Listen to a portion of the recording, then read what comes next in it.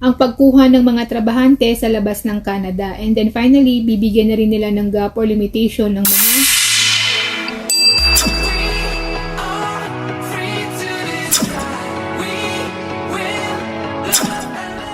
Hello everyone! Welcome and welcome back to my channel. At kung bago po kayo dito, hi! My name is Jane. Kamusta po kayo? Thank you for stopping by.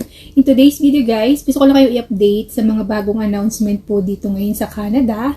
At bago ko po ulit yung simulan, gusto ko po muna ulit magpasalamat po sa lahat po ng mga nagtiwala at nag-subscribe po sa aking channel. At kung hindi po po kayo nakapag-subscribe guys, at bago po kayo sa aking channel, please consider subscribing in my channel at hit nyo na rin po yung notification bell para ma-notify po kayo sa aking mga next video. At yun nga guys, yun nga, mabilis lang po tong video ko na to ngayon. Gusto ko lang kayo na i-update nga sa dalawang announcement po na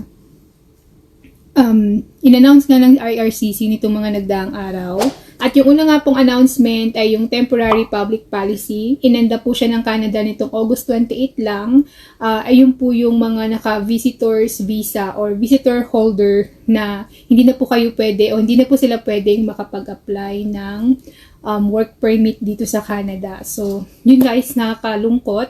So, pero kung meron po kayong nahanap agad na employer or nakapag-apply po kayo kagad ng work permit bago po mag-August 28, ipaprocess pa rin po yun ng IRCC.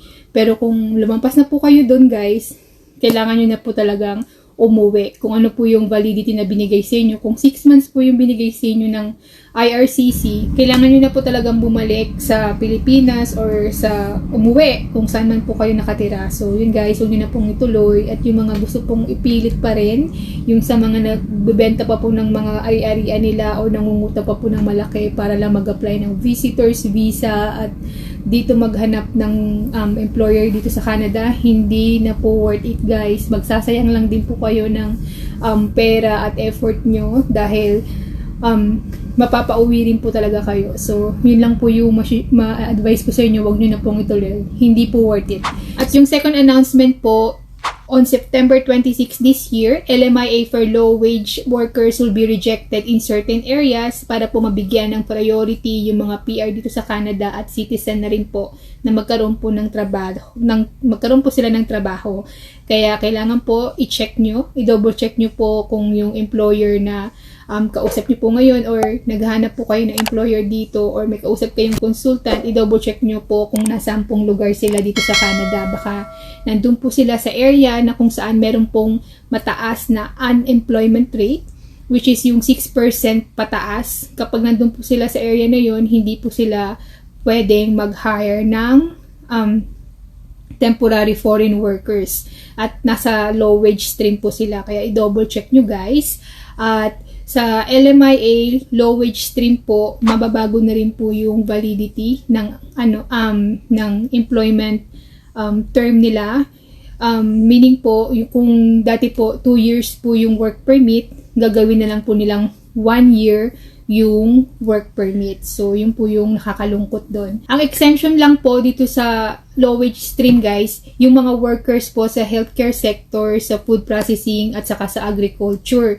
At sa low wage stream din po na to, yung employer po, hindi po sila allow or permitted na makapag-hire ng more than 10% of their workforce through TFW program or yung temporary foreign worker program. So, ibig sabihin po, hinigpitan na po talaga nila ang pagkuha ng mga trabahante sa labas ng Canada. And then finally, bibigyan na rin nila ng gap or limitation ng mga work permit application. So, yun po yung mga announcement ngayon dito sa Canada. And that's it for today's video. Sana na-appreciate nyo, nakatulong tong video ko ngayon. And if you do guys, please hit the like button. At kung meron po kayong questions or feedbacks, feel free to comment. I want to connect with you in the comment section. And don't forget to subscribe in my channel. At hit nyo na rin po notification bell para ma-notify po kayo sa aking mga next video. Thank you again guys for watching. See you on my next video. At lagi po kayong mag-iingat. Bye!